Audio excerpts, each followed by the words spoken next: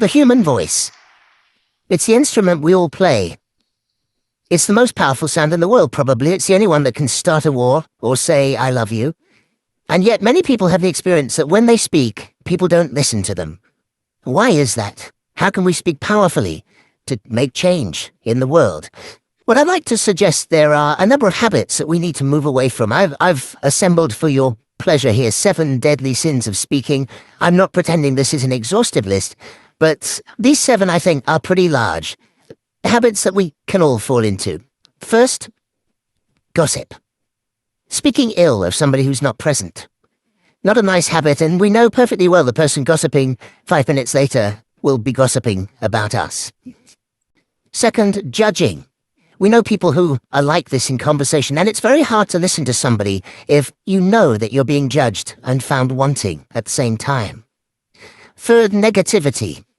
You can fall into this. My mother in the last years of her life became very, very negative, and it's hard to listen. I remember one day I said to her, it's October the 1st today, and she said, I know, isn't it dreadful? It's hard to listen when somebody's that negative. And another form of negativity, complaining. Well, this is the national art of the UK. It's our national sport. We complain about the weather, about sport, about politics, about everything. But actually complaining is viral misery. It's not spreading sunshine and lightness in the world. Excuses. We've all met this guy. Maybe we've all been this guy. Some people have a blame thrower. They just pass it on to everybody else and don't take responsibility for their actions. And again, hard to listen to somebody who's being like that. Penultimate, the 6th of the 7, embroidery, exaggeration. It demeans our language, actually, sometimes. For example, if I see something that really is awesome, what do I call it? And then, of course, this exaggeration becomes lying, out-and-out lying, and we don't want to listen to people we know are lying to us.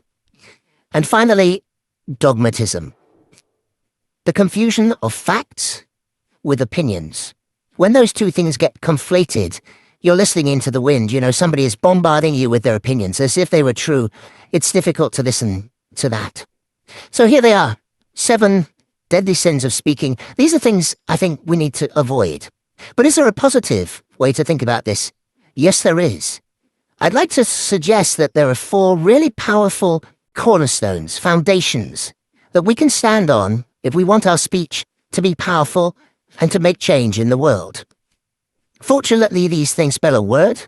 The word is hail, and it has a great definition as well. I'm not talking about the stuff that falls from the sky and hits you on the head. I'm talking about this definition, to greet or acclaim enthusiastically, which is, I think, how our words will be received if we stand on these 4 things. So what do they stand for? See if you can guess. The H, honesty, of course. Being true in what you say, being straight and clear. The A is authenticity. Just being yourself. A friend of mine described it as standing in your own truth, which I think is a lovely way to put it. The I is integrity. Being your word, actually doing what you say, and being somebody people can trust. And the L is love. I don't mean romantic love, but I do mean wishing people well. For 2 reasons. First of all, I think absolute honesty may not be what we want. I mean, my goodness, you look ugly this morning.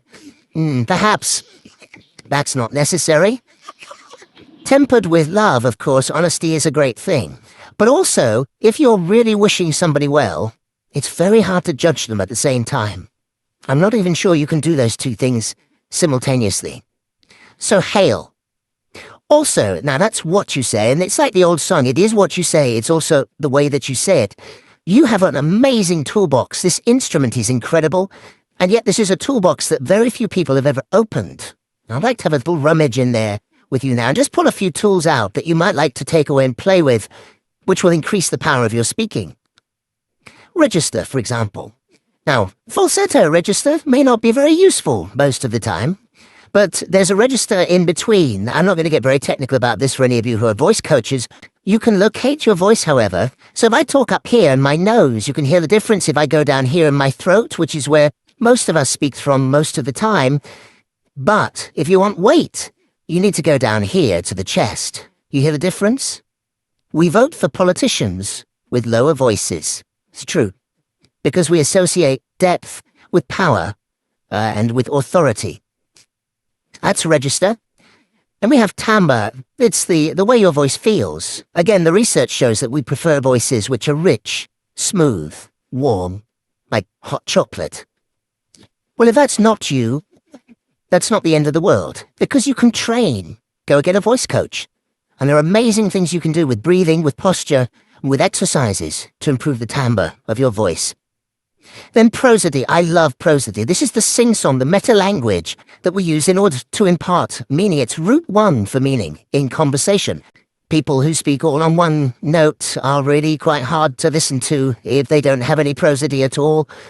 That's where the word monotonic comes from, or monotonous, monotone. Also, we have repetitive prosody now coming in, where every sentence ends as if it were a question, when it's actually not a question, it's a statement. And if you repeat that one over and over, it's actually restricting your ability to communicate through prosody, which I think is a shame. So let's try and break that habit. Pace. I can get very, very excited by saying something really, really quickly, or I can slow right down to emphasize. And at the end of that, of course, is our old friend, silence. There's nothing wrong with a bit of silence in a talk, is there? We don't have to fill it with ums and ahs. Can be very powerful. Of course, pitch often goes along with pace to indicate arousal, but you can do it just with pitch. Where did you leave my keys? Where did you leave my keys? It's a slightly different meaning in those two deliveries. And finally, volume. I can get really excited by using volume, sorry about that, if I startled anybody. Or I can have you really pay attention by getting very quiet. Some people broadcast the whole time. Try not to do that. That's called sodcasting. Imposing your sound on people around you carelessly and inconsiderately. Not nice.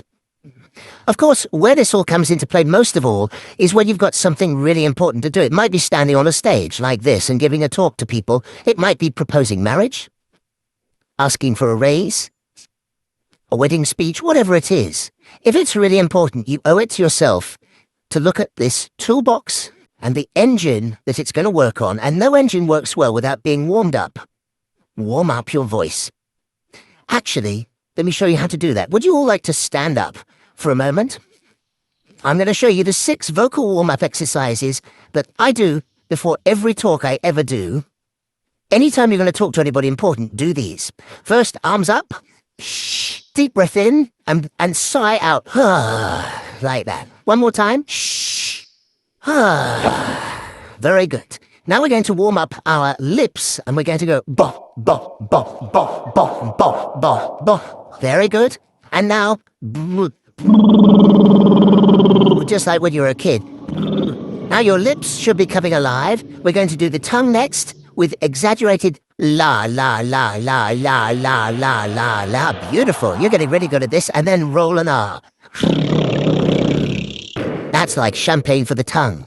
Finally, and if I can only do one, the pros call this the siren. It's really good. It starts with wee and goes to or. The wee is high, the or is low. So you go wee, or wee. Oh, fantastic. Give yourselves a round of applause. Take a seat. Thank you. Next time you speak, do those in advance. Now, let me just put this in context to close. This is a serious point here. This is where we are now, right? We speak not very well into people who simply aren't listening in an environment that's all about noise and bad acoustics. I have talked about that on this stage in different phases. What would the world be like if we were speaking powerfully to people who are listening consciously in environments which were actually fit for purpose? Or to make that a bit larger, what would the world be like if we were creating sound consciously and consuming sound consciously and designing all our environments consciously for sound? That would be a world that does sound beautiful, and one where understanding would be the norm. And that is an idea worth spreading. Thank you.